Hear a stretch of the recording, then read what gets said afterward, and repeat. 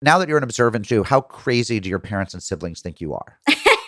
I guess I get this question a lot. It's nice to know I'm not remotely original. No. I mean, you framed it so well because a lot of the time it's like, what does your family think? Right. No, I'm just right in.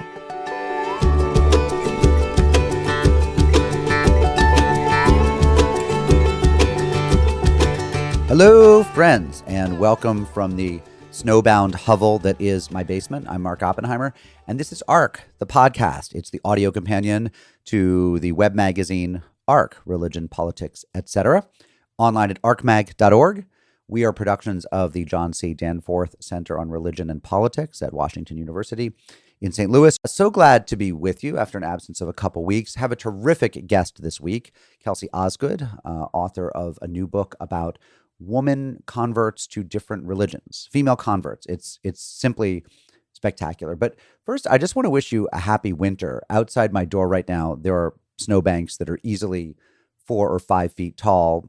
Not that much snow fell, but by the time we had shoveled out the cars and people had shoveled the sidewalks, there are definitely areas of snow that are as tall as my daughter, who has just hit 5 feet. So it's a true winter wonderland. You know, I don't think that I have many prejudices, but I am a true New England chauvinist and winter chauvinist. You have me here on the record saying I will never, ever move to a place where it doesn't snow most years. And in fact, I come from a long line of humans who don't move to Florida or Arizona, don't become snowbirds. My grandfather, after the death of my grandmother, he dated a woman. He had a lady friend, as they said in the parlance of the time, Vera, who in their later years, so I'm talking into their late 80s and early 90s, wanted to go to Florida in the winter sometimes. And eventually he caved, and they would put their car on this auto train from Philadelphia down to, I don't know, Tampa, Pensacola, whatever. And he would spend a month there with her and I guess have early bird specials and go to dinner theater and whatnot. But it is to his great credit that he never much liked it. I guess he liked her and so wanted to accommodate, but he was never a Florida dude. He never owned a property there. Let's put it that way. I am descended from no human who ever owned property in a Sunbelt, Sunbird retirement type place. And I plan to keep it up. So I'm podcasting to you from the heart of the recent snowstorm. And apparently we're getting more this weekend. So by the time you hear this pod, I might be under even more snow. So what's the point of all that? The point is that Kelsey Osgood is the author of 2 books. One is called How to Disappear Completely on Modern Anorexia. And her more recent book is Godstruck, 7 Women's Unexpected Journeys to Religious Conversion. I happen to find conversion among the most interesting of topics, in part because it's sort of an extreme version or an explicit version of what I think we're all doing, which is always changing. I think most people go through some evolution or shift in their spiritual or religious beliefs and convert from one point of view to a different one. And so while for most of us that happens within a tradition that we already have, we're one kind of Jew and we become another kind, or we're one kind of Methodist and we become another kind of Protestant, let's say. For some, it's a more explicit break. They're nothing and then they find a religion, or they have one religion and then they find another one. And I just think that phenomenon is something that, there's a little bit of it inside of all of us. I also think that people who are public converts, who really leave one thing and go to a whole different community, are courageous. It takes a certain amount of courage to burn your life down in that way and rebuild it out of the ashes. Godstruck by Kelsey Osgood looks at 7 women, and they have their own interesting reasons for converting and their own struggles in their new faiths. And I just think it's a terrific book. So please enjoy the first part of my conversation with Kelsey Osgood, author of Godstruck, 7 Women's Unexpected Journeys to Religious Conversion.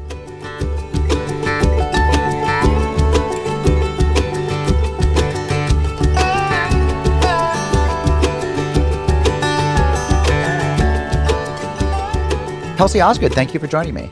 Thank you so much for having me. Having just read your book, having just read Godstruck, 7 Women's Unexpected Journeys to Religious Conversion, I first of all, I want to make a confession, which is, podcast hosts don't always read every word of every book. Shocking, I know.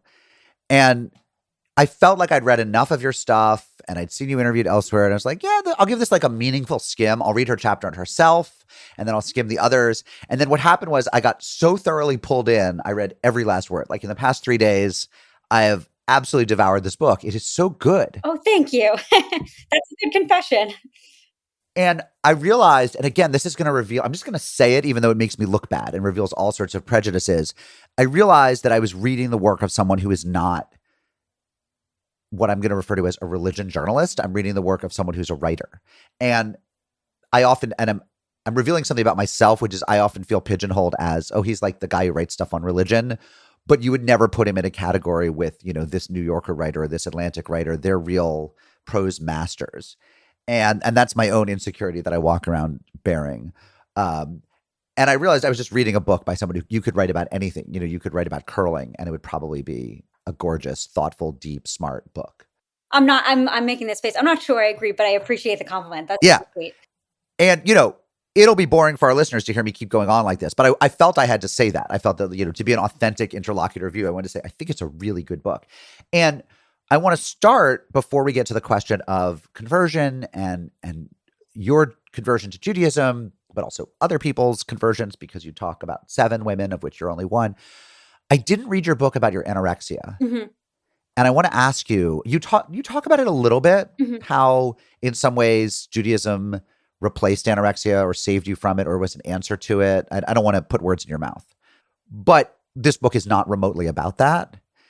And so as somebody who is a neophyte in your oeuvre, in your canon, what do the 2 books have to do with each other, if anything?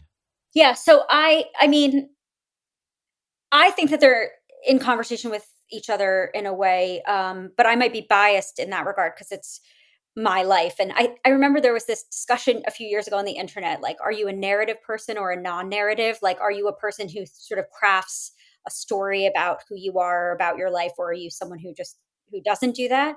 I think I'm a very narrative person. So I'm sort of always looking back over at my life and seeing the way things connect to one another.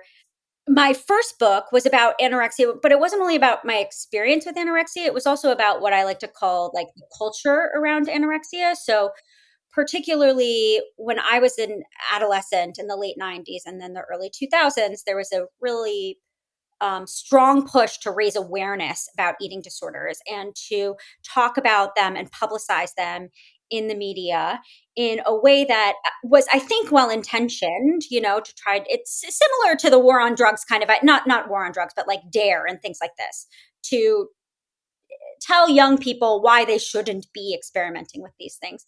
So my experience as a young person and my thesis around it was actually that these things kind of worked on this demographic, the demographic most at risk, in the opposite way, that it just sort of gave. There's a medical historian, Edward Shorter, who calls it the symptom pool, like keeps something relevant in this way that's like, here's a way to express one's suffering in a way that will be legible to people that you might need help from if you're a young person. How do you show people that you're struggling? So I think that, and so I talk about like sort of the double-edged sword of awareness and the way in which I think this relates in my own life is that I really look back on it, and I think I would have probably articulated it in this way as a young person too.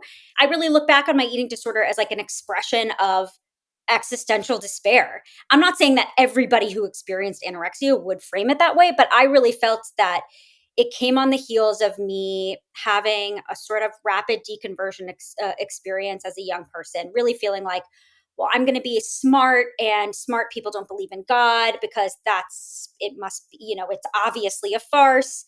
But then really feeling like, well, if the universe is meaningless and life is meaningless, then what how do you live? Why live? What's the point of any of it? And the anorexia sort of became the channel through which I could put all of this energy, this despairing energy, in a way that felt practical in a lot of ways. And then my religiosity, I didn't convert to Judaism. I was many years recovered by the time I converted. So I asked myself a lot of questions about this at the time. Is this just a strict replacement? Am I, you know, is the problem, like, is the search for meaning the problem? Maybe I should give it up entirely, or was the search for meaning a valid thing, and it was just that I was young and misdirected when I was 13 and 14. But I think that really my starting to explore religion, even in the years before I came to Judaism itself, really was me sort of re-engaging with this idea that, like, maybe there is a true sense of morality, and maybe there is some sort of entity that is out there, and that is an entity that, has some amount of love for humanity and that wants good things for us, and isn't just like randomly throwing us into this pit of nothingness. So that's Yeah. sort of how I see them relating to each other. Yeah, interesting. I just finished reading Ilana Kershon's book about reading to her Yeah. children. And have you read that book? I haven't, but I read If All the Seas Were Ink, and I've read other Right. things of hers. And I haven't read If All the Seas Were Ink, but I've read the new one. And she similarly, obliquely at times, but also, meaningfully, I think at a couple points mentions her anorexia, which was very bad at Harvard. She was like parceling out, allowing herself a Cheerio if she finished studying a certain amount. And I do, it was impossible for me not to put that book in conversation with this one, only in that you have these two sort of hyper literate, let's say modern Orthodox women who at some point when they were less religious, let's say, although it's not clear where Alana was religiously at that point, but she didn't grow up Orthodox, decided to like restrict food out of their lives. And I mean, is there a type? Let me be blunt. Is there a type? Because the type's not male. There are definitely male anorexics. I actually know one who almost died of his but that's not the type. The type is female, and the ones I've known are not women struggling to be models. It's not. I mean, if I think of the 5 or 10 most eating disordered women I've known, and of course I tend to travel in circles where I meet people, like I met people through elite high school and elite college, so this is not shocking. And maybe there's a selection bias, but I think the women I knew were not doing this because, so it seemed, they wanted to be the first pick at the fraternity party or on the modeling shoot, or because they wanted to be actors someday. There was something else going on psychologically in terms of, how much space they were taking up in the universe, control, meaning, attempt at mastery. Is there a type? Yeah, so I think, like, when anorexia was first sort of starting to be better known, let's put it that way. If you're talking about like the post Karen Carpenter Right. death in the 80s, and then there was this very famous book that came out by a man named Stephen Levenkron called The Best Little Girl in the World, which really put forward this platonic ideal of who the anorexic was. Maybe she was a ballet dancer, she was very controlled, a perfectionist, a people pleaser. I'm not sure that type still holds. Maybe it never did, but I'm not sure that type still holds. I think, like, as anorexia has become, like, to put it bluntly, as it's become like more, as the awareness of it has grown, probably more people have gotten it who have developed it, who might never have if it were 200 years ago, or at a time when it never would have occurred to them to express their despair in this way. I never thought of myself as like a classic anorexic type. In fact, I think I just wanted to be that. Like, I wanted to be the, like, perfectionist straight A student. And really, I was like trying to find a way to like back my car into the driveway. And like, I thought of anorexia, it was correlated so strongly with this host of like really positive personality traits. Right. Like, I'm kind of a lazy student, and like, I'm like, I don't like confrontation. So I guess I'm a people pleaser in that way, but in these other ways, I'm not really. And so I thought it sounded great to be like a preternaturally, you know, High achieving, overachieving, right. yes, I was like, I don't think I'm any of these things. But I do think that one thing that maybe has always been around, and is certainly a part of my personality now, is like this desire for sort of clarity.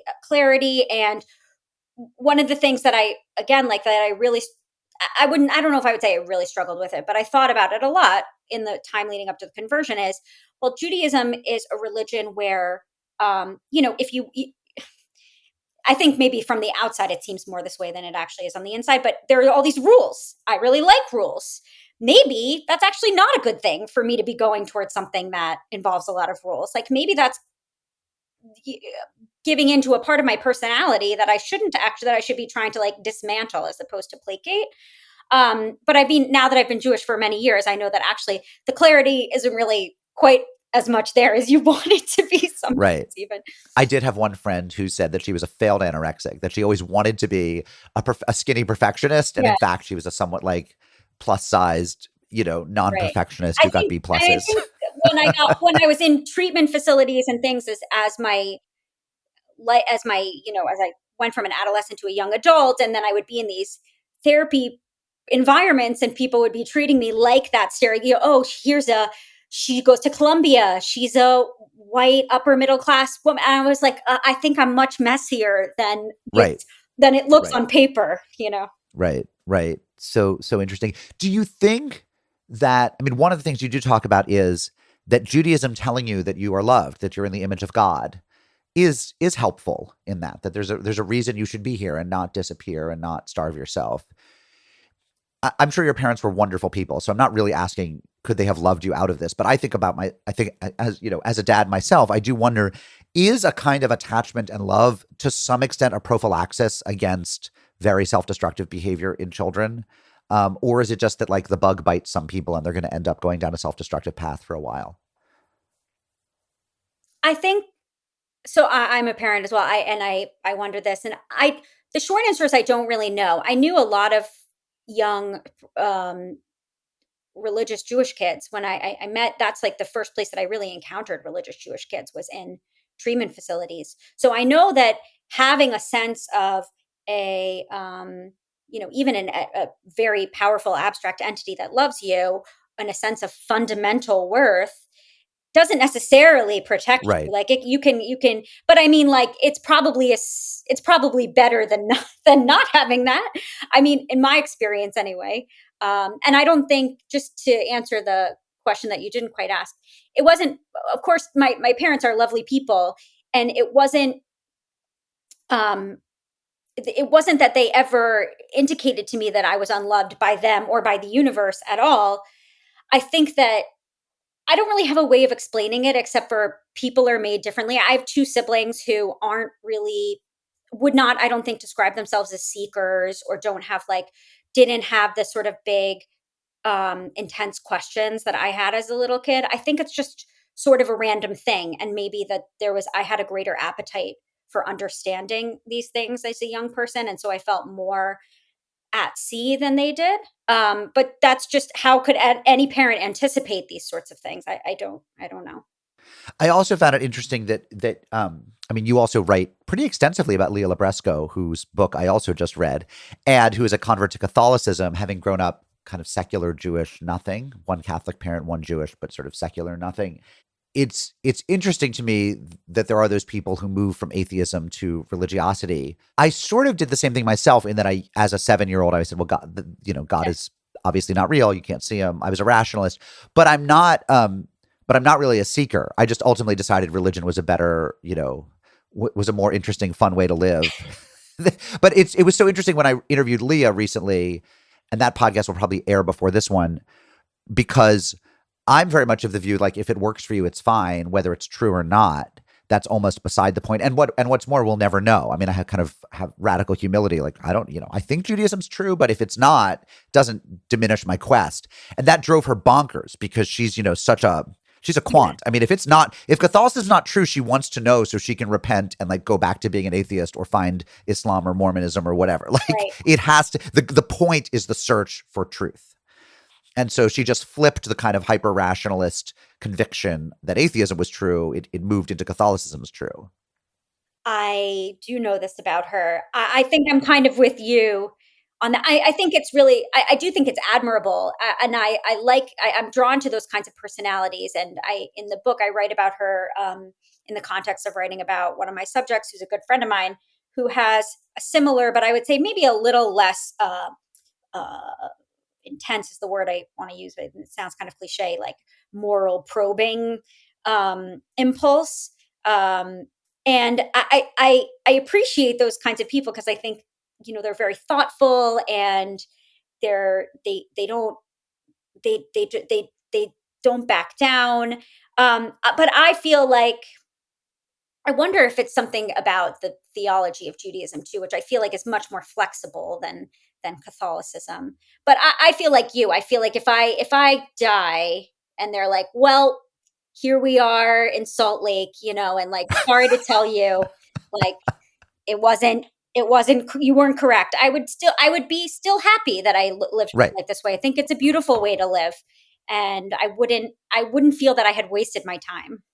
I think that's really well put. Yeah. If you end up in the tabernacle in Yeah. Salt I Lake, know that's not say, their afterlife, but I'm basing it right, I know. joke about this. So I'm just for the visual. I think that's a great way to put it. It would still you'd still have felt good about how you spent your Yeah, time on I Earth, your would. finite, your 4,000 weeks, as Oliver Berkman puts it. Again, maybe we'll circle back to your own conversion, but the book is 6/7 about other people. What made you want to write about converts? I too am fascinated by converts, and the book was in some ways made for me. But what made you interested in this as a topic for your second book? So it's a combination of, like, I would say, like, a benign narcissism, right? Which is that I was converting. And so I was interested in it because it was something I was going through. But also, I was interested, I think I tend to be interested as a writer, for better and worse, in like things that are the opposite of trends, maybe. What I was interested in at the time when I converted was 2015. But so I was doing a lot of study and lifestyle change in the few years that led up to this. So I really started thinking about it in like 2012, 2013. And at that time, it was really, or at least in my milieu, I lived in Brooklyn. I went to Columbia. Most of a vast majority of my friends were secular. It was not like a normal or hip thing. And I thought that it was interesting to think about becoming religious or being religious, which at one point in time would have been thought of as like the height of conformity, or even being sort of retrograde. Um, Now, because of the time we were in, would all of a sudden, like, from a certain vantage point and in certain contexts, would be kind of countercultural, right? So that was like one primary reason why I wanted to look at it. And so I thought about that issue quite a bit, and I wondered if other converts also felt that way, if they felt that there was some way in which they were moving against the force of history, if they saw themselves as doing that, or and what they how they viewed their decisions in light of the time and history we were in. So it's actually, as an aside, it's like kind of an interesting moment for the book to come out, because now everyone was like, "Oh, converting is so trendy now," And I was like, Right, I had really thought of it as like, as being an examination of a backward trend, or however you want to say it. right. Yeah, so that's why I was interested in it in the first place. I think I've thought about this more now, I think, than I did at the time when I was really conceiving of the book idea. But I think it's like an interesting. I think it makes us uncomfortable as an idea, the idea of religious conversion, on the one hand, because I think for a lot of people it feels like it has all sorts of bad cultural connotations, but also, like, even if Right. you look back at like William James, even though he writes really admiringly of a lot of the converts that he talks about, like Tolstoy and George Fox and these people, there is also this undercurrent of like, but they're all a little nuts, Right. like. Right. So it's something about, I think, the fact that it can be really fast that makes people uncomfortable, and the fact that it can seem, or people describe it sometimes as like out of their control, things that are happening, it happens to them, as opposed to change that you know we enact from within. And that was one of the things I wanted to ask about, like the Muslim convert, Hannah is her Yeah, name, right? And the Latter-day Saint convert. I think all of us in the religion journalism world are working hard to honor the Mormons' request that we no longer call them it's so Mormons. But hard it's though, it's really. part of the problem is if we say to anyone else Latter-day Saints, they don't know who our audiences don't know who we're talking about. So it's like, My big problem is the ism part. Like, there's no way to say right, like the noun of the book. You can't say Latter Day Saint ism is not a ism, thing. right. So I have to say Mormonism. You've given me I know. no grammatical choice I here. know. I had a weird moment when I realized that the Mormon Tabernacle Choir is now just supposed to be called the Tabernacle Choir. And I thought, but I mean, literally, talk about bad branding. I know. They're taking one of the great brands in music and saying, nope, we're not going to call it that anymore. But let's talk Yeah. about the Latter-day Saint woman and the Muslim woman in particular. The Muslim woman found that, Islam spoke to her. The Mormon woman, or she's really a girl at that point, really has a warmth in her heart. She actually feels it physically. What do you make of the difference in your conversion, which I think is in some ways similar to what a lot of people who become more observant in Judaism feel, which is that sort of gradually begins to seem like a wiser way to live or a more rewarding way to live. But there's no, there's no slain in the spirit kind of thing about it. Right. What do you make when you read these slain in the spirit narratives? To me, it's I have a number of reactions. One is I don't want them to be true because, of course, if they're true, what happens when I get slain in the spirit and have to leave my Judaism and become a Mormon? Right. Uh, but of course, if they're not true, then then I really have to take the view that this person is deluded, crazy, totally misunderstanding. Like people could look at a kind of someone who ups their Jewish observance and say, they're just moving into a lifestyle that seems to make more sense, whether that's a fair way to put it or not. But it's very hard to read her narrative of becoming a Latter-day Saint without thinking she's either very right or very wrong. Right. And I guess I'm curious, how do you as a journalist and as a human like encounter that sort of narrative? Like my heart started burning. Yeah. Gosh, it's a really good question. And I think that, you know, um, it's interesting. I mean, I think some of it is a Jewish thing. Like, even if I don't know if I remember in depth all the texts that I learned. I hired somebody to go through a lot of Talmudic sources about conversion in the lead up to writing the book. And I remember there's one in particular that's like listing all these reasons why you can't convert. And one of them is like, because the idea came to you in a dream. So there's this sort of suspicion about like these, like maybe these like mystical ways in which you could convert. Do you remember? You must have read Lauren Winter's book, Girl Meets God, right? Do you Never remember? have actually. Oh, you never have, fellow Columbia alumna. But Jesus comes to her. It's not the only thing that happens, but among the things that happens is Jesus comes to her in a dream, looking like Daniel Day-Lewis. For what that's worth. Yes. Carry on. Okay, like that's kind of fair. I could see that casting in real life. But anyway, Sure. And I do think that the Jewish world has this culture now of not just turning on a dime. If you look at the Talmud, there's a much faster version of conversion that they envision, the sages, versus what we have now, which is really like, you got to stop and think about this. You have to live out the lifestyle. It's a difficult,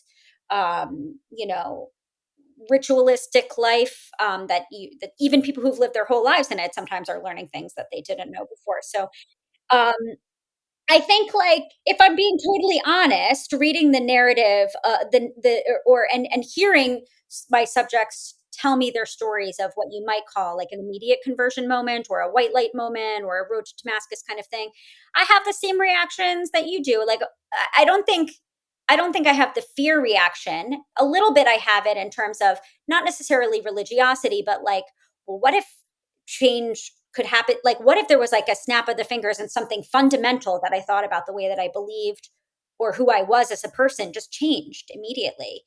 That's scary to think about and destabilizing. But I do think that the challenge I have with it, with somebody like Kate, who became a Latter-day Saint, and also Sarah, who was my subject, who became an evangelical, who really described her experience as in a prayer, like classic, I'm in a prayer service, they're playing guitar and singing, and I'm just having this vision of Jesus taking away all of my pain and my troubles. In some ways I'm like, that's nice and lovely. And I'm not like, I'm not going to discount if you say that you had um real pain in your life and then it got taken away immediately. I don't really care how that happened. Like, I'm glad for you. But on the other hand, for all of them, I think, or at least for Kate and Sarah, there was this idea that there was the immediate conversion moment. But then there were kind of caveats. They didn't necessarily always present it that way. But Sarah, for example, had said, just to give people some background, she had some um, symptoms of trauma that she was dealing with from having been close to the Boston bombing at the marathon. And she really described it to me as, once I had this conversion experience, all those traumas were gone. And then would later say, except for this and this other thing. Right. So it wasn't that it was all gone. It was just like some portion of it was gone.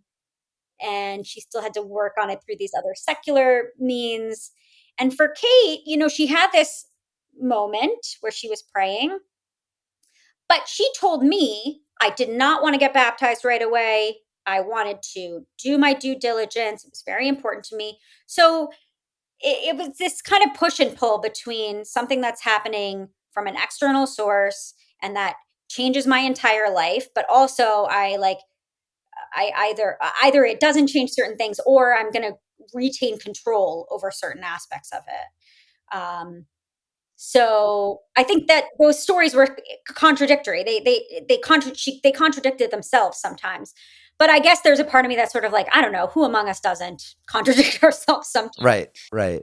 We do seem to be in this moment where a lot of people, and this includes your subjects, are saying secular modernity does not suffice. It's so interesting to me reading, especially after something like the Charlie Kirk shooting was so horrific, and publications like the Free Press, like Barry Weiss's publication, and others, and the Times, everyone comes out with these essays about what could be done. Let's assume that the person who committed this crime, or people who are drawn to that kind of criminality, they often suffer from this kind of pointlessness, purposelessness, enemy, and you really feel all of a sudden you're just reading Charles Taylor, but Right. dumbed way down, which is, we're in this secular age. People used to feel the world was enchanted, and now they have, and it's also kind of Alistair MacIntyre. It's all these Christian philosophers who've been saying to us, you need to live within something, and secular modernity and liberalism is not going to be sufficient.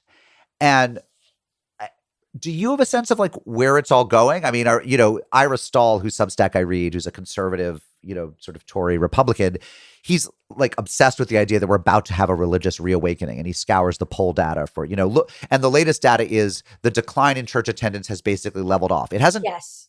turned up. Right. It's not that more people are going to church, but the cratering seems to have stopped. Sure. And I, for one, much as I would love to believe that for a host of reasons, am pretty unpersuaded. Like, I think that actually what you're writing about, and I love what you're writing about, and it's what I write about sometimes, is a niche phenomenon, that there's not going to be hundreds of thousands of people seriously. I mean, the religions that were doing it, like Mormonism and the Southern Baptist Convention, have kind of really leveled off. Like, it doesn't anymore look like it did 20 years ago, where they might be taking over the world. There is no religion that's getting hundreds of thousands of new converts. And a lot of the people you're writing about are very cerebral and are kind of very specific.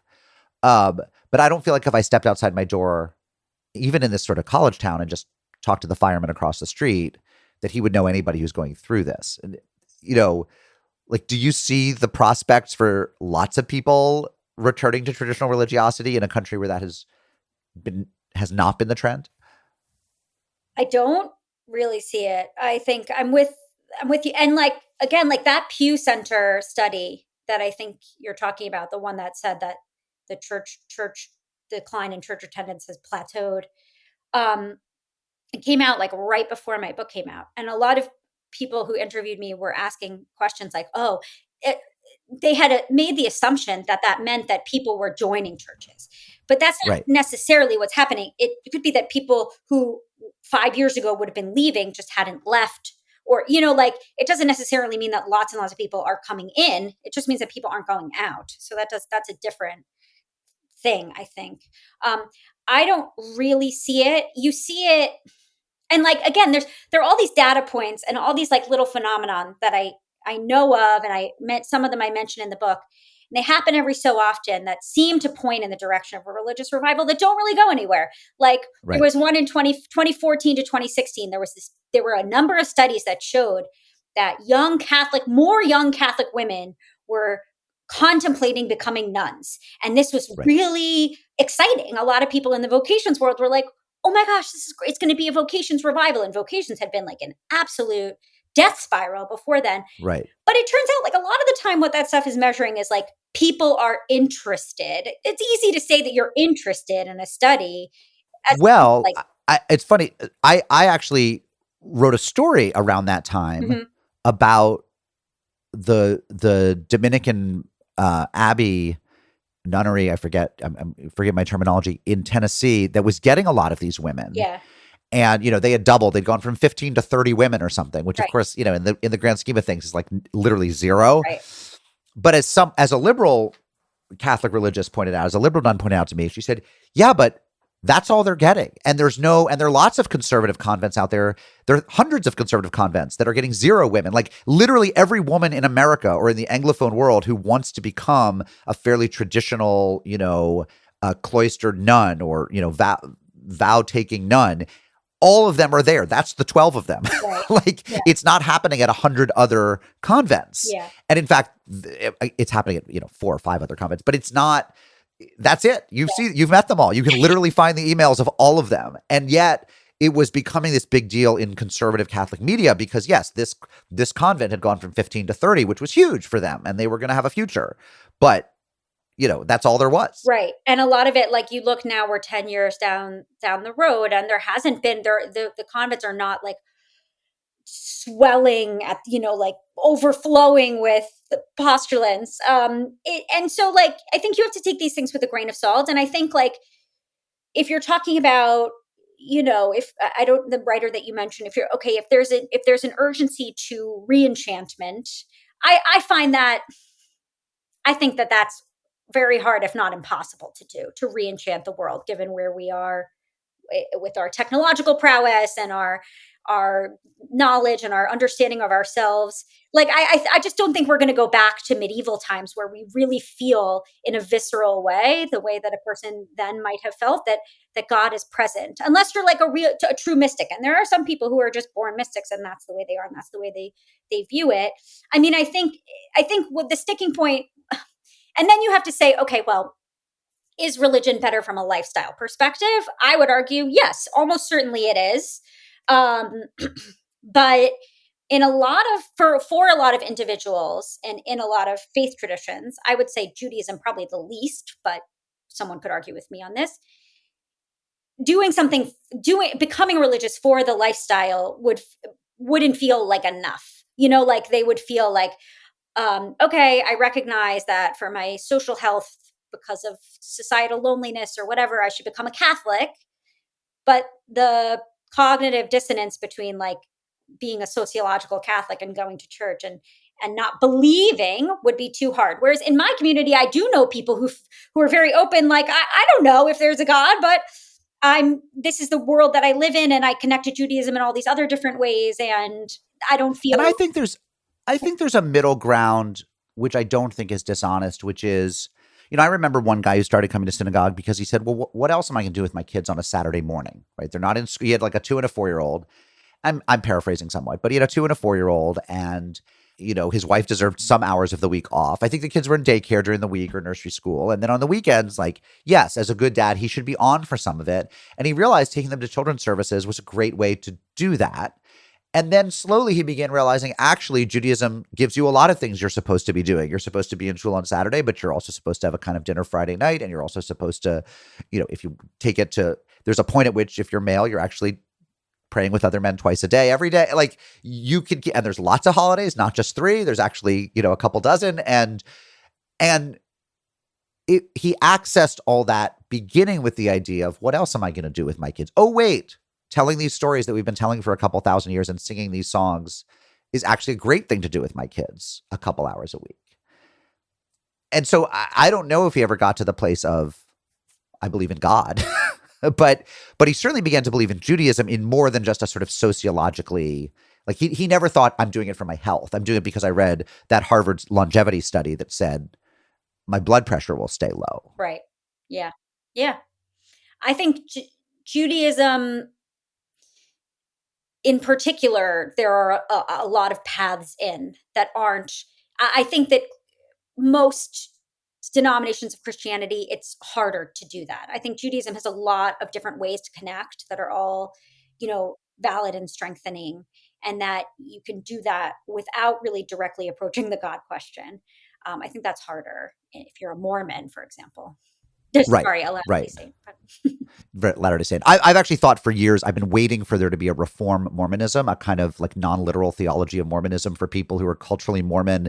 New York City must have thousands of people who grew up Mormon, moved to the city and don't go to church anymore. And I've sort of been waiting for the story that, someone more closer to the ground than I will write about how they're actually having a kind of parachurch community that actually they would feel so much shame about appropriating the rituals. They would feel they don't deserve the rituals anymore. Whereas Reformed Jews, Reconstructionist Jews, even Orthodox, like we don't have that problem. We're gonna do first and then believe, or, do then listen. Mormons, that's so culturally alien to them. Or Muslims, it can be so culturally alien. They feel like if I'm not fundamentalist or literalist, I don't deserve the rituals.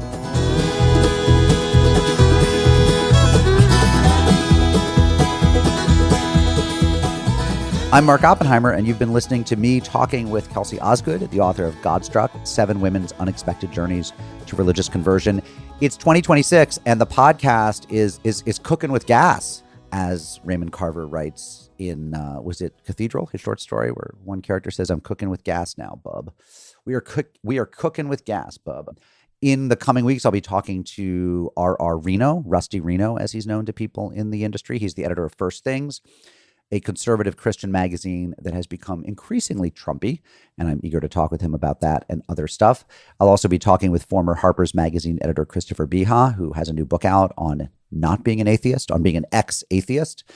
Who else am I talking to? I'm going to be sitting down with the theologian Miroslav Volf and the poet Christian Wyman, who have a new co-authored epistolary book in which they write letters back and forth from a theologian and a poet to each other. And then in a month or 2 or 3, I'll be talking with Paul Eli, who is at Georgetown's Berkeley Center, but is also the author of a book that came out last year about art and religion in the 80s. So some Madonna, for example, some Andy Warhol, lots of that stuff. It's a really good book, and I should have talked to him when the book came out last year, but I'll be talking to him on the occasion of its paperback edition coming out this May. So lots of cool stuff coming up on the podcast. If you're enjoying it, please make sure you're a subscriber, and please shamelessly promote us to all of your friends. They will love you for it. And now back to part 2 of my conversation with Kelsey Osgood.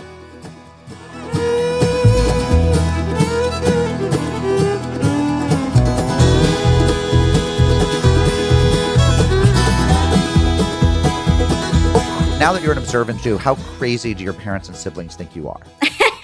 I guess I get this question a lot. So it's a good question. I would have to ask them. I mean, my parents are Midwestern by birth, and I grew up in Connecticut, in Fairfield County, in sort of like what's considered the poster town for WASP culture, I think, or one of them. Please tell me it's New Canaan. It's Darien, so it's Oh, Darien. Okay, that was my next guess. Okay, I was close. I was super close. They're kind of the same thing, except one has the highway that goes through it. They aren't.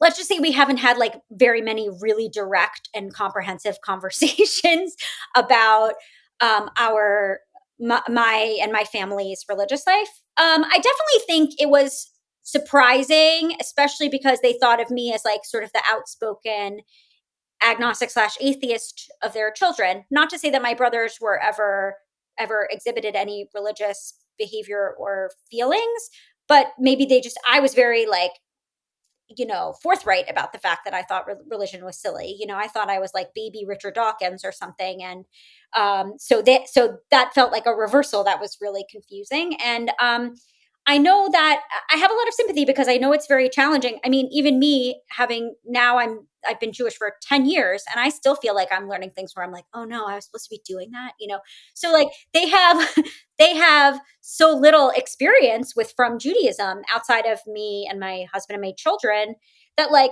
sometimes they're like, oh, can we do something on X date? And I'm like, oh, that's like, some minor fast day or what. And they're like, what is this? Like another thing, like there's just a lot. You're like, Ma, that's Tanis Esther. I can't possibly do that.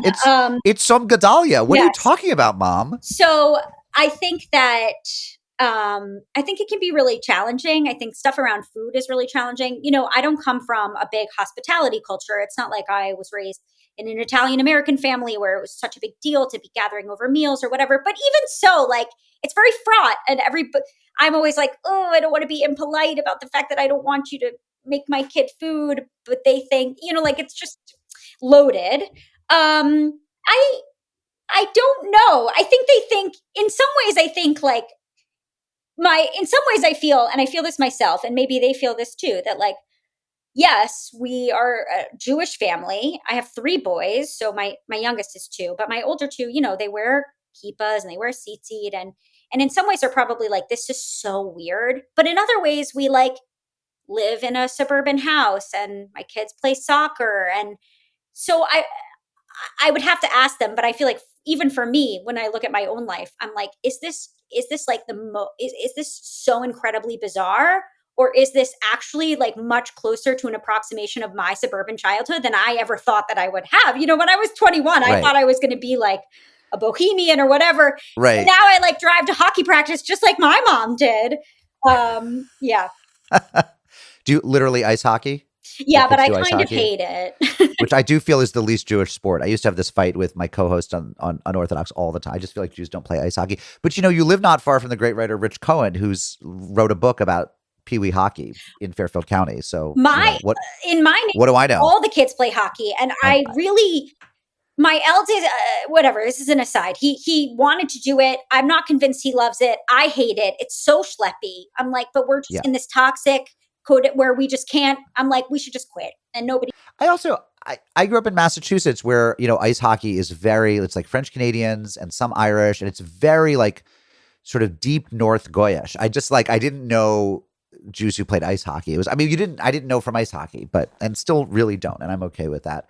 So is there any hope for liberal Protestantism? I noticed that when you set out to write this book, obviously you didn't find anyone who became deeply United Methodist or Congregationalist. Those are really hard people to find, right? If you find Protestants, they're going to be if you find Protestant converts in their early 20s, the odds are overwhelming that they're going to have converted to some sort of fairly conservative evangelicalism. They might hold on to a progressive politics, but the church they're in is going to be pretty evangelical in a pretty conservative coded way. I live in a city where all of the old UCC churches, all the old kind of mainline Protestant churches are being turned into condos. And this is New Haven, which like probably had more congregational churches per capita than any other city in the world. And they're condos now. I mean, I don't know a soul. I know maybe 3 people in my community who regularly go to a non-evangelical Protestant church. I know a Lutheran. My alderman is a kind of progressive Lutheran. He's from the Midwest, from that sort of Lutheran culture. Grew up singing in choirs. I know one woman who I hear goes to United Church, Center Church on the Green, which is an old Congregationalist church. But like literally, I could count on one hand the Protestants, the liberal Protestants.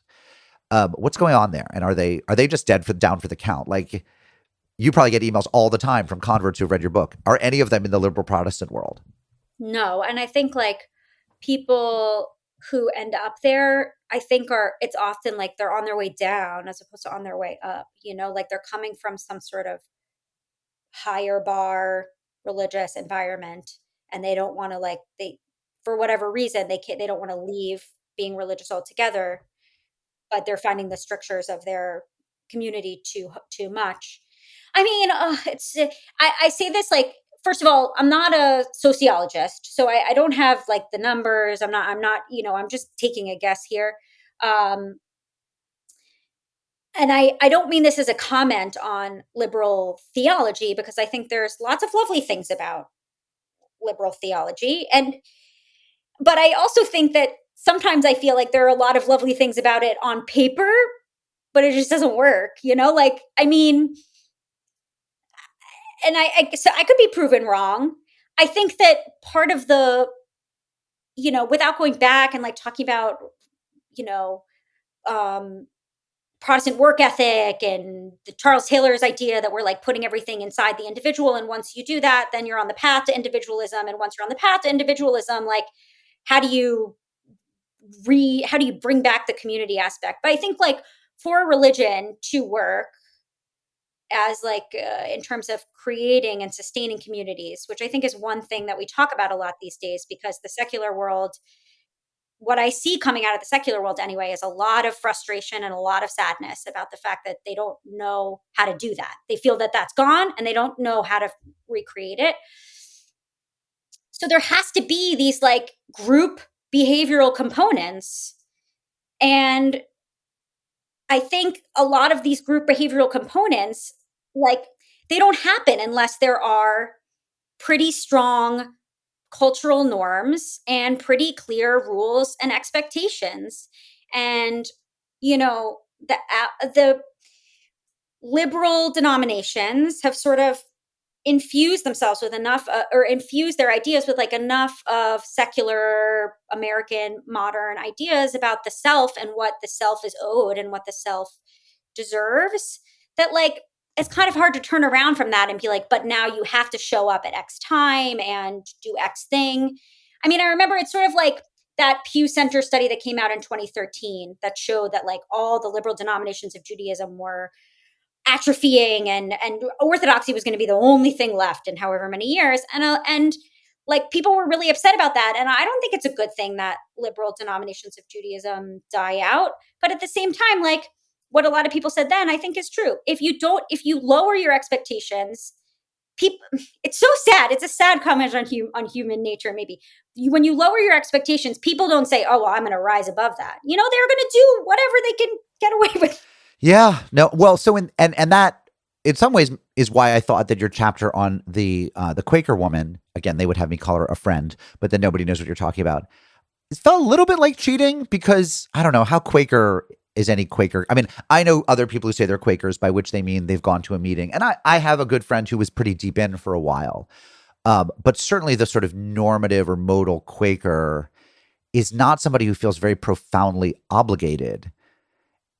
I mean, that often is a kind of, and again, this wasn't true for my friend who really did. He took his kids and his father-in-law went, and it was definitely part of his life for a while. But for a lot of Quakers, it's wellness. It's I like silence on Sundays, or it's very much politics first. I like spirituality, and I heard that they were pacifists, and so I went. Right. Or I think now also, like I heard they were pacifist and progressive. There's a lot of And progressive. progressive. And which, by the way, as you point out, not all of them are. It's almost like it's a myth they benefit from. But I don't know. I mean, look, I forget her name. That Angela, and I a few years in, I mean, does she feel profoundly obligated to her fellow members of the Brooklyn Quaker meeting? Are they, does it look like what the Mormon's life looks like or the Jew's life looks like? Or is it a kind of, sort of valuable practice, but without the sense of obligation? It's a really good question. And I would say probably the latter. I think I think if you're a liberal Quaker, and I think there are differences if you're a conservative Quaker, but there are like 5 of them, Right. or if you're an evangelical Quaker, but then you're in a cultural context that's so vastly different. But if you're a liberal Quaker, then yeah, I think the obligations are pretty low. She recently got married, and she did have a meeting. She did not marry a Quaker, but there's a kind of clearance needed. Shockingly, Yeah. she didn't find a compatible Yes. Quaker spouse Right. in her 20s in New There are York. meetings that you have before you get married, where I think you just talk about the spiritual ramifications of marriage. And she did do that, but she's like a self-driven person who is very thoughtful about the kinds of topics that I wrote about her thinking about in the book, morality and ethical behavior and things like that. And I think that's like not everybody who was born a Quaker who shows up at a Quaker meeting is necessarily doing that.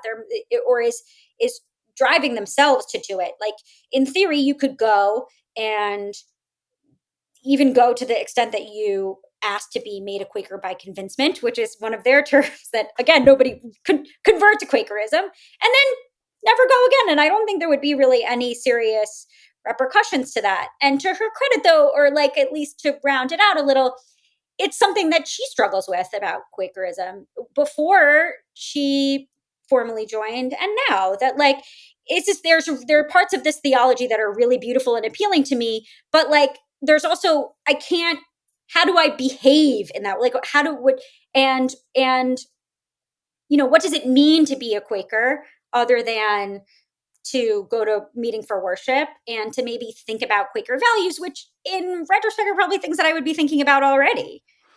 Well, and it's not just that her fellow Quakers would be untroubled if she didn't come back. It's that if she were evangelical or Mormon or Orthodox Jewish, people would call her and say, "You haven't been here. We miss you. Like, where are you?" They would try to get her back on the derech, right? And I venture to guess that nobody in her Quaker meeting is saying, like, where's Angela been? We owe it to her soul to get her back here. Right. I don't know for sure, but I think that's a safe guess. A fair, I think, yeah. Which cuts to the heart in some ways of not just the theology but the sociology. I mean, whether you're doing something like Orthodox Judaism or Mormonism because you think it's true in the Leah Libresco sense, or because you think it's good for you, or because you think it's a profound civilization, all of those paths would require that you reach out to people who are falling away and say, "Are you sure you don't want to come back?" And that's just not something, say, Quakers I think are good at. I say that as a alumnus of a Quaker summer camp where I spent one miserable summer. Yeah, and liberal Quakerism also has this element to it, which is very much about the individual experience and being not a non-creedal faith. And so there's this way in which they kind of cut their feet out from under them, right? Like if the individual has this sort of understanding of God that can't really be uh, objected to by an outsider, and it's all up to you, then why at a certain point, why do you need the community? Maybe you don't need it at all. Right. Though you could imagine that cutting the other way, and you could imagine a kind of fundamentalist Quaker, if we can imagine this person saying, "Angela, I hear you've been going to a Southern Baptist church or a PCA church, conservative Presbyterian church. Those people are bringing evil into the world by trying to enforce creeds and normativity and rules on people who should be free to listen to their inner light. We think you should come back to us. You're actually there'd be almost a negative theology of like any other community is one where you're probably propagating a kind of spiritual harm on people. And therefore, given that there is a God and that you shouldn't be propagating the spiritual harm, the only people to hang with are us." But I don't imagine they have that kind of conviction. I'm just hypothesizing here. I mean, frankly, I was just impressed you met a 20-something Quaker because they're so. Well, we were friends before, so I kind of lucked out. And she was like, "You can write about me." And I was like, "Oh, yeah." Reading your book in, again, sort of adjacent to having read Leah Libresco's book, which is not an overtly Catholic book, but is very clearly a Catholic book. I was thinking, it made me think about something that I've been thinking about a lot, which is we Jews, perhaps in part because we have this tradition, sort of cultural tradition. It's not really halakha, but it's cultural of non-proselytization. We don't reach out and tell people, here's why Judaism is good for you. I don't feel we've been very good about being in the public square lately. Like when I think about all the books that are sent to me for review, and a lot of which I read, and you get them too, right? You and I are aware that you've got everything from your Charles Taylor and your Alistair McIntyres being kind of moving out of the academy and into the public discourse. And then you've got your first things type, your R.R. Renos and your Julia Yosts and your Sorab Amaris, and you've got your more kind of quirky, maybe progressives like Leah Libresco, who's not as hard to pin down ideologically, but also very Roman Catholic. And you've got Ross Douthat, you've got all these Christians saying, this is good for you. Mm-hmm. And I sometimes have this feeling, and maybe it's just a kind of like male alpha domination feeling of like, where are the Jews saying, guys, this is what's good for you? Mm-hmm. Now that's obviously, I think you're a reporter. You're not trying to be the public theologian there. But I'm curious for you as a fellow Jewish reporter, like, do you sometimes feel like, why are the Christians both so interested in this and so good at it? And why isn't there the great book on why since Heschel have we not produced the normative book on why everyone needs the Sabbath, or, why people need to grieve in a group of, why you need 10 people to do anything meaningful? It feels like we have these riches that stay within our community, and then someone like a Sharon Brous writes a good book and it doesn't sell the way it should. Right. And the Christians are just like relentlessly pummeling us with public theology. Right. This isn't a very articulate question, but I'm just curious, do you know what I'm talking about? I guess probably a lot of it comes down to the fact that and I'm saying we here, even though I can't really include myself because I wasn't socialized this way, but like Jews are socialized to. Sister, you've done 10 years in the trenches. Frickin' enough imposter syndrome. No, but just own it, all right? When I was a child, I wasn't steeped in this environment as a child. Yeah. We don't. You know what? Proselytize. I wasn't either. Yeah. You know who wasn't out? Like Reform and secular Jews. You know who else wasn't steeped in it? None of us were steeped in it. Come on. So, I think that it's home watching pro wrestling Saturday morning. I think there's a deep discomfort with something that looks like proselytizing, and whether that comes as I think that comes from a couple of things. Like, one is the historical idea, and the part of our identity that feels very strongly of we don't proselytize. That's a point of pride, I think, for Jews, because we think that proselytizing has led to a lot of terrible things over the course of history, because it has. Well, and it would have gotten us killed in Christian lands. I mean, Exactly. that's also part And of it. so Yeah. whether or not, I know there were times in Jewish history when proselytizing did happen, but it's something that we've really super distanced ourselves for. So then what happens is that and then like there are these ideas, some of them textual and halakhic, and some of them just cultural, that like certain things are not really for everybody, right? Right. Like we have Shabbat. I'm a big evangelist for Shabbat, but I'm not going out and telling the Catholics you should keep Shabbat in the Jewish way, because there's something really uncomfortable about that. And maybe there's some sort of like gatekeeping element where I'm like, well, it's not for you. And, maybe it's just, like understanding that the mechanics of keeping a Shabbat outside of a Jewish community. So, I mean, as somebody who, when I started to become observant, kept Shabbat like kind of on my own, more or less, like I wasn't in the kind of environment where I am now, where everybody around me is keeping Shabbat for the most part. That's very complicated, and it's hard to like bottle that and sell it. I think. Right. And then when you try to make it pluralistic, it just kind of sounds like dumb wellness, like take Right. time from your phone and like take a bath or whatever. Who is there's a like a California influencer whose name I think I remember, and I'm not going to shame her, but maybe you know who it is, who's like the Shabbat, the power down person, and they've made it into like a wellness almost. There's probably an app for it, and yes, I agree. I'm with People you. do this a lot with Shabbat. I wrote a really cranky piece for True. Wired about it, which was really fun, where I was just like, True. Okay, just do the artist's way if you really want to, but it's not Shabbat. Like it's just fine. Just take time off. But so then I think what happens is, because of those things, when you're writing basically in support of Judaism, you tend to write like for a Jewish audience.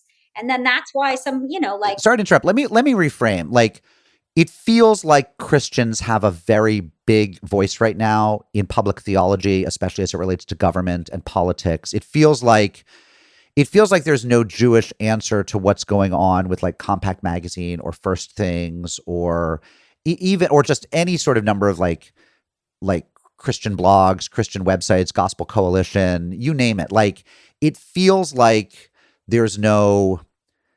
I mean, you could have said maybe Tablet was doing some of that, but now they're all in print and not publishing on the web. The Forward, that's not their mission, and neither one of them was aspiring to be that kind of public theology platform. They were much more newspapers, magazines, public interest, whatever. It feels like there's no Jewish witness in the public sphere about the way that Leah is saying, here's what Catholics have to say about abortion. Yeah. I'm not sure that I really know. If only like. Probably some of it has to do with the contraction media generally. Maybe some of it has to do with the fact that so much public dialogue that relates to Judaism right now has to do with the war in Israel and Gaza, and that just kind of swallows everything else up. And so it feels hard to have, okay, let me have this meaningful conversation about. I do remember this happening a little bit here and there around certain. The Dobbs decision and things. You would every once in a while I would see something that was like, here's what the Jewish position on abortion is. You know where I feel it? Euthanasia, which I'm really against, and I'm just really troubled by it, and it puts me at odds with a lot of my fellow, Democratic voting progressive friends. I just think it's and it feels very religious to me. It feels very much like it is not doctor's job to snuff out human life. Right. And if you don't see that, you and I we're across a chasm that most of the time we can ignore, and we can't ignore it on this. And the people who agree with me, who are quoted publicly, tend to be right-wing Catholics. Yes. No, I have this with that, as with euthanasia particularly, as well as some other things that I won't go into, but that are in and around medicine, where I feel like, oh my gosh, why am I agreeing with the Catholics on everything? Right. And you're right; they're very I think maybe on that issue, which I know is a very live one and is like changing really quickly, and maybe there is a Jewish voice out there that should really, get on that. Maybe some editor like me should find that person. Maybe this is. I think this is your job. This is my job. Your job is to write amazing books. What are you working on next? Oh my gosh, I wish I had a good answer for that, but I don't Um, really. I have 5 questions. The traditional 5 lightning round Oh questions. Are you no, ready? the lightning. These are quick. Okay. All right. So do you believe in God, and if so, what does that mean? Yes, I believe in God. I have a literal belief in God that lines up with the Jewish understanding of God in all of its complexity. If you could have had any other job within reason, like something you plausibly could have done if you'd made different choices, like I'm assuming you could not have been an Olympic sprinter. I'm assuming you could probably not have been an astronaut, though maybe you could have. But something that if you'd made different choices in your own life, you could have done. What would it have been? So I probably would have answered this question differently at different points in my life, but right now my answer would be a nurse. I've given that answer. I feel the same way. Think I about it. mean, It is my very weird escape fantasy that I think about constantly. yeah, it's on the top 5 for me. I mean, it's not number 1 or 2 right now, but I've thought about that. Um, do you have a very big regret? I have so many regrets. I don't know. It's okay. So pick one. I don't know if I have a big one. I have just like lots and lots of small ones. Um, I would say in some ways, maybe I regret not starting to have kids earlier in life. Maybe that's a big regret. Um, I regret wasting a lot of time in my day to day life. That's a small regret. I feel like everybody regrets that though. Yeah, I don't know if I have anything really huge. No, I do have one, but I couldn't have known it at the time. And I'll make a long story short. When I was in my early and mid 20s, I worked as a writer's assistant for a very cantankerous, complicated, angry true crime writer who had Lou Gehrig's disease. And for a variety of reasons, I worked for him for 2.5 years and I quit. And part of the reason that anyway, I regret quitting. I should have stayed till he died only a few months later, and I should have just stuck it out. That's That's a big interesting. regret. That's so interesting. I once quit a job. I was working for an alcoholic who would come back from lunch having drunk a lot and be somewhat verbally abusive, and not remember it the next day. And I quit, but I feel good about quitting. But Yeah. but I hear you. I hear you. Okay, 2 more. So, is there a bit of advice that you typically give if you're asked, say, by a college student who's heard you give a talk, for advice on living? What do you say? On living Or or or on on writing or on writing? anything or whatever advice. If somebody asked me for advice on how to live, I mean, I guess it's kind of cliche to say right now, but I think the older I get, the more true it becomes. And I made some decisions in my life that set me up for this in a good way. But I think like the less time you're online, the better. I think don't don't be online.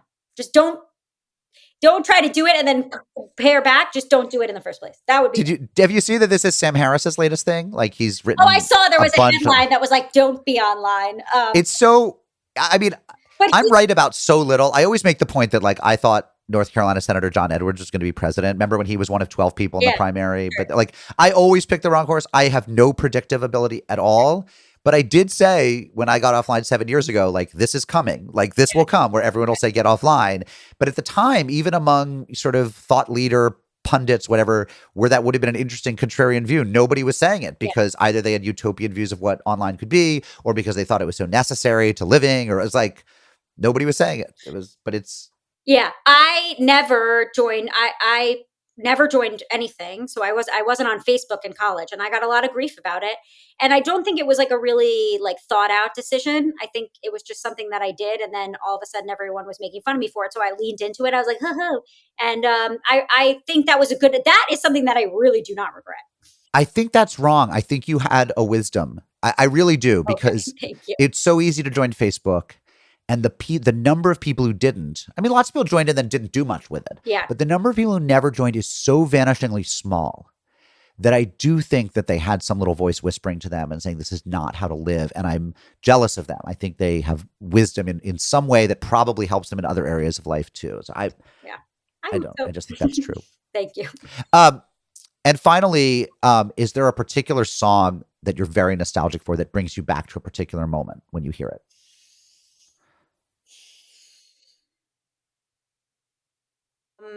I'm not a very musically motivated person. I can think of a few of them, but the one I'm going to pick right now is there's a Mordechai Ben David song, I think, where it's called Shir LaMelech, and he's singing it on a rooftop in Jerusalem with a bunch of like, kind of like, they look like yeshiva guys, but like maybe a little hippie Israel. And They're wearing like the Reb Nachman kippah. yeah, there's like there's like a guy who's clearly a frum guy, but he's wearing like a kind of a hip elven sort of vest and playing wooden flute.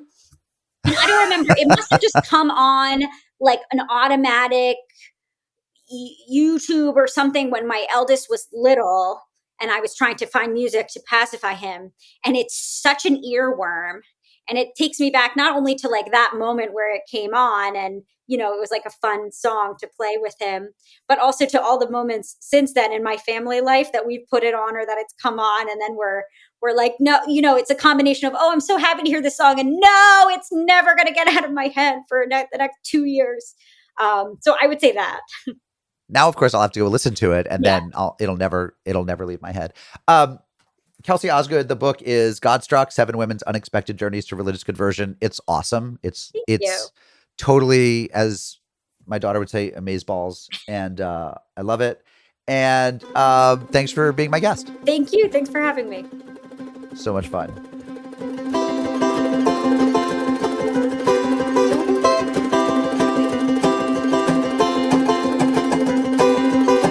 Kelsey Osgood is the author of Godstruck. You can get it wherever fine books are available. Thanks for listening to ARC, the podcast. Before I say farewell for today, I want to remind you that the Jewish holiday of Tu B'Shavat is February 1st and 2nd. February 4th is World Cancer Day, which isn't a religious holiday, but is a day. Somebody made it up. And honestly, there's not much else going on in terms of world religious holidays. I mean, there's some saints days because there's always saints days, but it feels like religion sort of took the winter off, or at least the winter of the Northern Hemisphere off. And, stuff gets kicking again with the sort of Easter Passover season. But meantime, we wish you a happy solstice. We wish you a happy New Year's afterglow. And we want to wish happy birthday to some celebrities like Oprah Winfrey, whose birthday is January 29th, Philip Glass, otherwise known as the cousin of Ira Glass, and a famous dude in his own right. January 31st is his birthday. Justin Timberlake, JT, also January 31st. Laura Dern, February 10th. And Elizabeth Banks, February 10th. I want to say something about Elizabeth Banks. Not only is she, like me, from Western Massachusetts, she's a Lonsman, she's a homie, but also she's one of the most interesting cases of is she or isn't she a Jew. When I was at Tablet Magazine and on our old podcast, Unorthodox, we used to give shout outs to celebrity Jews, among other things that we did. There was periodically some discussion about whether Elizabeth Banks was Jewish. She was not born and raised Jewish, but she'd married a Jewish dude whom I think she met at Penn. And she periodically would give comments to the media about how she was all in for Judaism and she had a Jewish family and she was proud to be among the people and stuff, but it's not clear that she ever converted. Now, I'm not out there looking to prove who is or who isn't. I'm not like the kosher certifier for converts. That would be Kelsey Osgood if it were anyone. She wrote the book after all. But it was just always so great that Elizabeth Banks, who is such a massive talent and is so funny, might be one of the tribe. So, regardless, happy birthday to Elizabeth Banks on February 10th. Happy winter to you all. Thank you for listening to ARC, the podcast. I'm Mark Oppenheimer, and I have such good colleagues at the Danforth Center. They include Deborah Kennard, Abram Van Engen, and Mark Valeri. I have great interns, Caroline Coffey and Ben Esther. And I have a great editor and co-producer and general jack of all trades, David Sugarman, who works with me at ARC Magazine, which you should go read. It's at arcmag.org. Till next time, I'm Mark Oppenheimer, and this is ARC, the podcast.